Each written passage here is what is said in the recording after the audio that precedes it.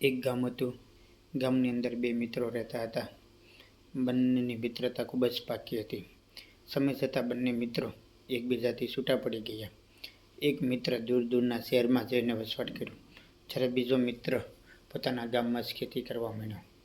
ઘણા વર્ષો વીતી ગયા. સમય જતાં શહેરમાં ગયેલો મિત્ર રાજા બની ગયો અને ગામમાં રહેતો વ્યક્તિ ખેતી કરી અને પોતાનું જીવન નિર્વાહ કરતો હતો.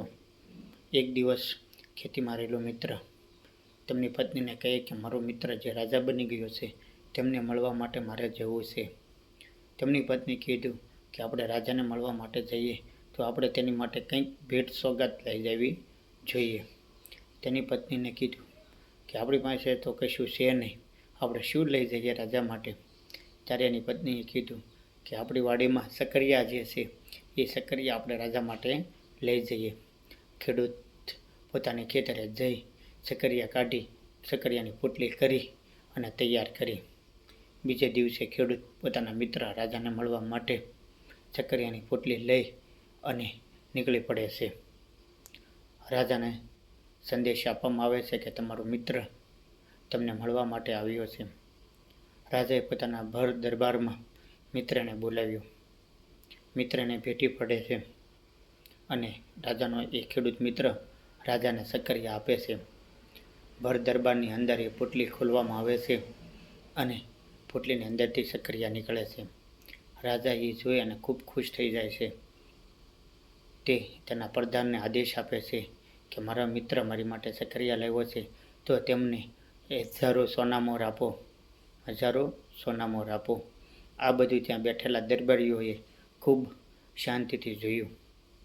એમાં એક દરબારીની લાલચ બગડી કે આ જો ખેડૂત આ એનો મિત્ર સકરિયા લાવ્યો અને રાજાએ તેને હજારો સોનામોર આપી દીધી તો મારે પણ રાજાને કાલે 1000 ઘોડા અને 1000 હાથી આપી દેવા છે, જેથી કરી મને પણ સોનામોર આપે અને હું પણ ધનવાન બનું. બીજે દિવસે દરબાર ભરાણેલો હતો. રાજાનો સિપાઈ ઊભો થઈ અને રાજાને કહેવા લાગ્યો કે રાજા, હું આપના રાજ્ય માટે મારી પાસે જે 1000 સોનામોર છે, 1000 હાથી છે, એ આપને હું ભેટ ધરું છું.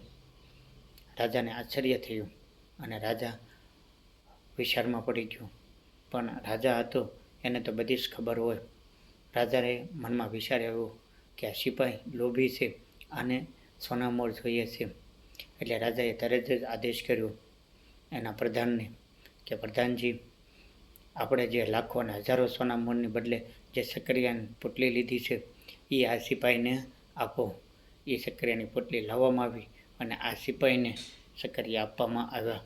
પછી સિપાઈને મનોમન પસ્તાવો થયો કે હું જો અતિશય લોભ કરવા ગયો એટલે મારા હજારો ઘોડા અને હાથી જતા રહ્યા અને એની બદલામાં મેં શું મેળવ્યું તો કે સકરિયા. આ મિત્રો અતિશય લોભ કરવા જઈએ તો આપણી પાસે હોય એ પણ ગુમાવી દઈએ છીએ. અસ્તુ, એટલા માટે આપણે લોભ કરવો જોઈએ નહીં. મિત્રો, આ વાર્તા આપને ગમી હોય તો આ ચેનલને સબસ્ક્રાઈબ કરજો, શેર કરજો અને લાઈક કરજો.